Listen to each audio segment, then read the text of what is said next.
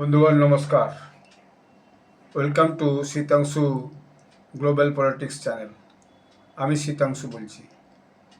বাংলাদেশের প্রাক্তন প্রধানমন্ত্রী শেখ হাসিনা ভারতে একটা যে নিউজ এজেন্সি আছে, ইন্ডিপেন্ডেন্ট নিউজ এজেন্সি, তাতে একটা ভার্চুয়ালি বক্তব্য রেখেছেন।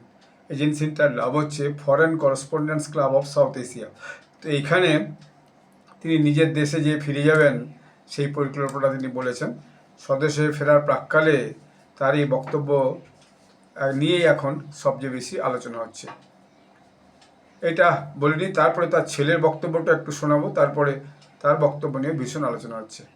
এখন এই যে তিনি ভারত থেকে এই বক্তৃতা দিয়েছেন, এর জন্য বাংলাদেশ খুব কড়া প্রতিক্রিয়া জানিয়ে তারা বলেছে একজন পলাতক ও দণ্ডপ্রাপ্ত গণহত্যায় জড়িত ব্যক্তিকে ভারতীয় ভূখণ্ড ব্যবহার করে বাংলাদেশ রাষ্ট্রের বিরুদ্ধে আক্রমণাত্মক বক্তব্য রাখার সুযোগ করে দিয়েছে ভারত।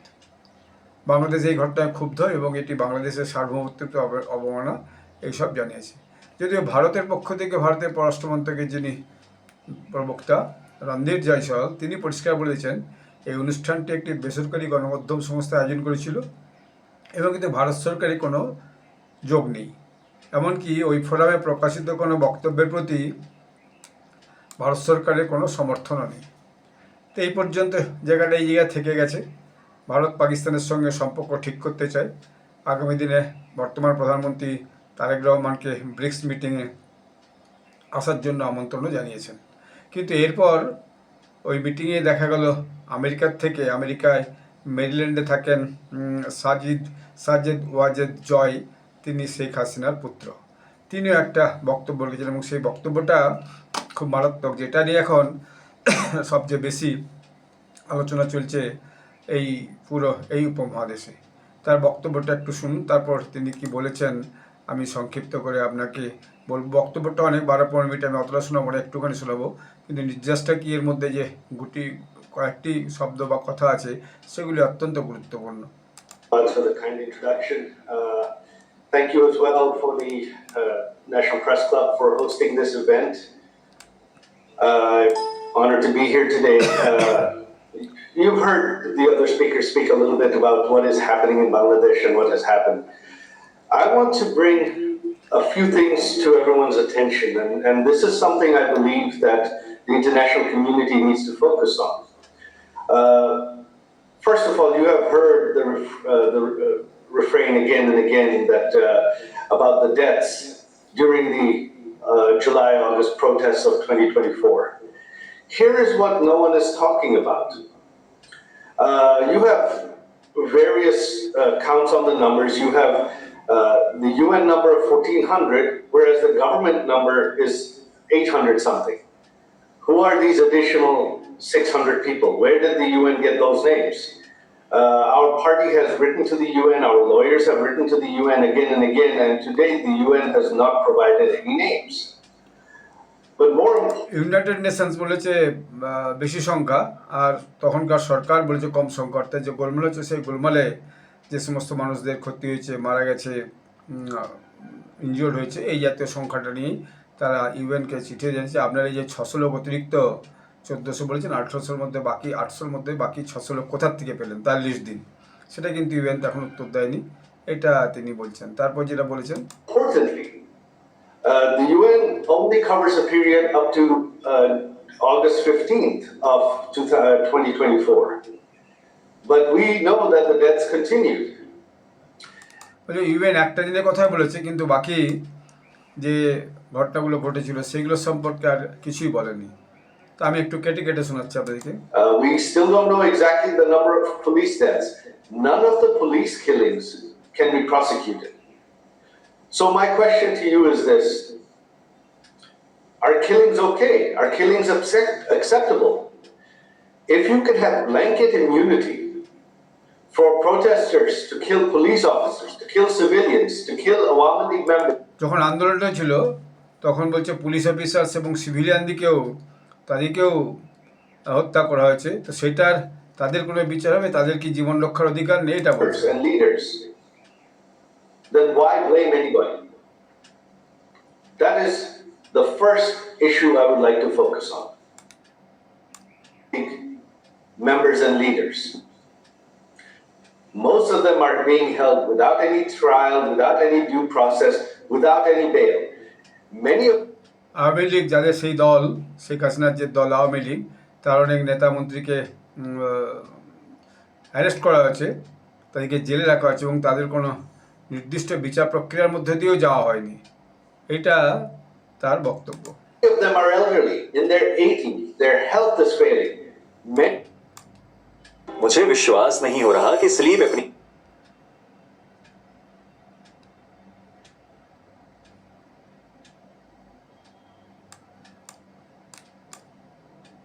दुनिया के लिए तकिया मौजूद है, तो मैं अपनी जिंदगी की सबसे बड़ी गलती करने ही वाला था। तभी मुझे यह कंटूर तकिया मिला जिसका नाम टेरिला एर्गो है, लेकिन सच में मैं इसे तब भी वापस करने वाला था। मुझे उम्मीद नहीं थी कि इसके इस्तेमाल के बाद रात में सांस लेने में इतनी आसानी हो जाएगी, लेकिन जब मैं इसे वापस करने वाला था तो मैंने सोचा कि मैं इसे एक बार आजमा लेता हूँ, खासकर क्योंकि मैं So political killing in Bangladesh since August of 2024 has been legalized.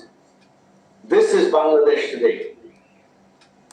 Political killing, অর্থাৎ আওয়ামী লীগ যে দলের যে লোকজন যারা তাদের সমর্থক ছিল, কর্মী ছিল, তাদেরকে কন্টিনিউয়াসলি হত্যা করা হচ্ছে, এটা ওনার বক্তব্য। And if any killings are legal, then why blame the Awami League at all? In any country. Is that possible in any country? Is that legal in any way? That is a gross, gross violation of human rights, of freedom of speech. And this is something I believe that should certainly alarm the international media community. This is what's happening in Bangladesh. বলছে human rights ওখানে নেই, freedom of speech নেই, তো এই অবস্থার মধ্যে বাংলাদেশ চলছে। এটা একটা ইন্টারন্যাশনাল কমিউনিটিরও বিষয়টাকে গুরুত্ব দিয়ে দেখা দরকার। Even in the last couple of days, this is what's happening in Bangladesh. And what is the future? What does the future hold? There is no law and order. There is no constitution in Bangladesh today.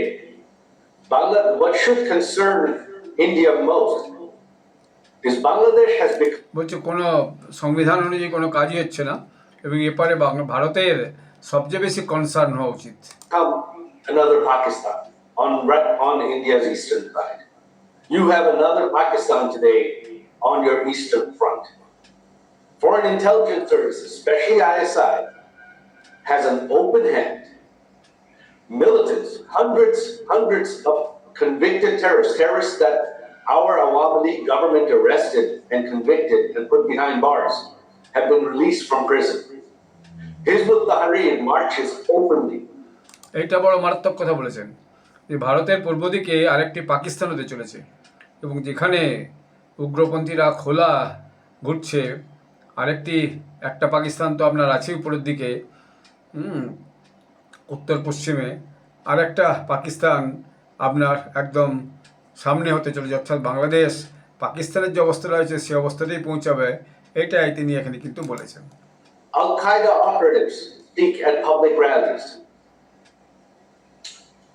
This is what is happening in Bangladesh. And ISI, আল কায়দা operative সব বাংলাদেশে এসে হাজির হয়ে গেছে, এটা তার বক্তব্য। তিনি বলছেন যে তারেক রহমানের যে সরকার, সেই সরকার একদম ফেল করেছে।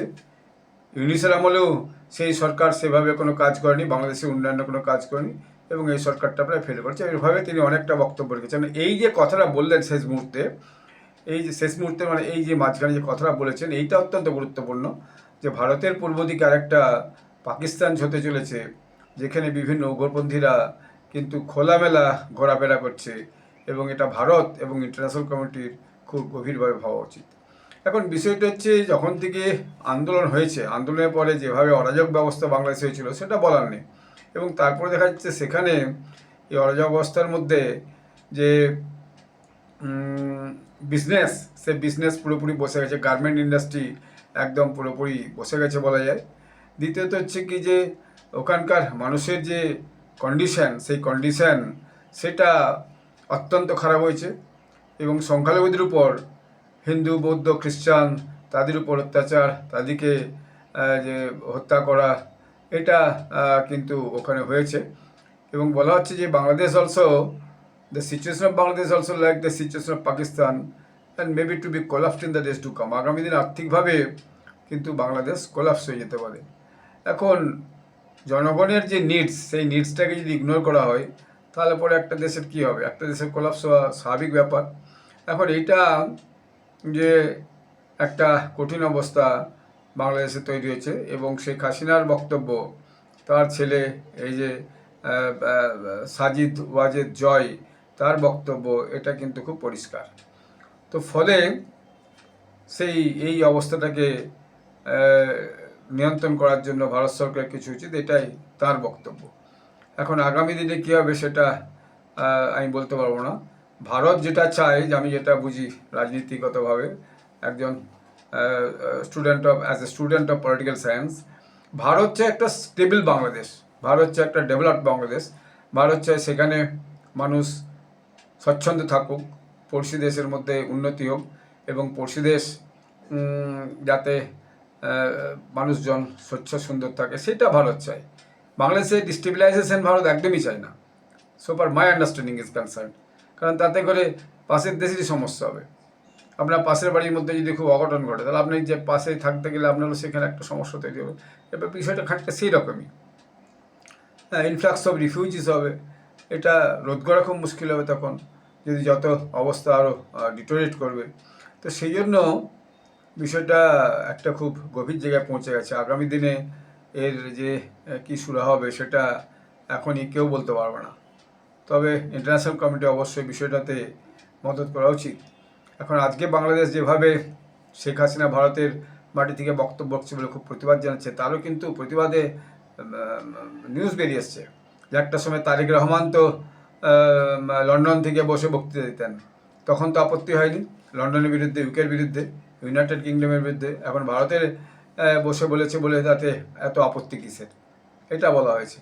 তো ভারত সরকার কী চায় সেটা যায় না। যদি ব্রিক্সের মিটিংয়ে তারেক রহমান আসেন, তাহলে কিন্তু সেটা আলোচনা হবে, এবং সেখানে বাইল্যাটারাল যদি কিছু হয় সেখানে কথা বলা হবে। শোনা যাচ্ছে যে ভারতের যিনি অ্যাম্বাসেডর ওখানে আছেন, দীনেশ ত্রিবেদী, তার সঙ্গে নাকি সে নাকি প্রধানমন্ত্রীর সঙ্গে দেখা করতেও পারেননি এখনও।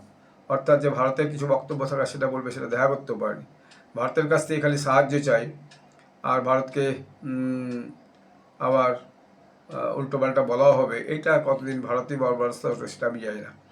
একটা নিউজে দেখছিলাম ভারত থেকে চাল পাঠানো হচ্ছে, সেই চাল নাকি আবার ফেরত পাঠিয়ে দেওয়া হয়েছে। তারও কারণ আমি বুঝিনি। এখন বাংলাদেশে একটা চীনের ইনফ্লুয়েন্স বাড়ছে, পাকিস্তানের ইনফ্লুয়েন্স বাড়ছে। অবশ্যই এটা এই অঞ্চলের জন্য যে স্থিতিশীলতা, সেই স্থিতিশীলতায় একটা ব্যাঘাত ঘটতে পারে। ইন্টারন্যাশনাল কমিউনিটির অবশ্যই এটাতে নজর দেওয়া উচিত, কারণ ভারত একা নজর দিয়ে হয়তো এই সমস্ত সমস্যার সমাধান করতে পারবে না। ফলে যে আন্তর্জাতিক যে সংস্থা আছে, মূলত ইউএন এবং অন্যান্য বড় বড় দেশ আছে, তাদেরও কিন্তু বিষয়টাকে নিয়ে খুব গভীরভাবে ভেবে এই অঞ্চলে যাতে কোনো নতুন করে অস্থিরতা তৈরি করে না হয়, নতুন করে কোনো উগ্রবাদী কার্যকলাপ বাড়তে না থাকে বা শুরু না হয়, সেটার দিকে কিন্তু নজর দিয়ে একটা বাংলাদেশের প্রকৃত উন্নতির জন্য, বাংলাদেশের মানুষের কাছে সমস্ত সুযোগ সুবিধা পৌঁছানোর জন্য যা যা করণীয়, বাংলাদেশ সরকারকে সাহায্য করে বা সেখানে একটা সুস্থির অবস্থা তৈরি করা, সেটা কিন্তু এখন সবচেয়ে বেশি জরুরি বিষয় হয়ে দাঁড়িয়েছে। আপনারা সবাই ভালো থাকবেন।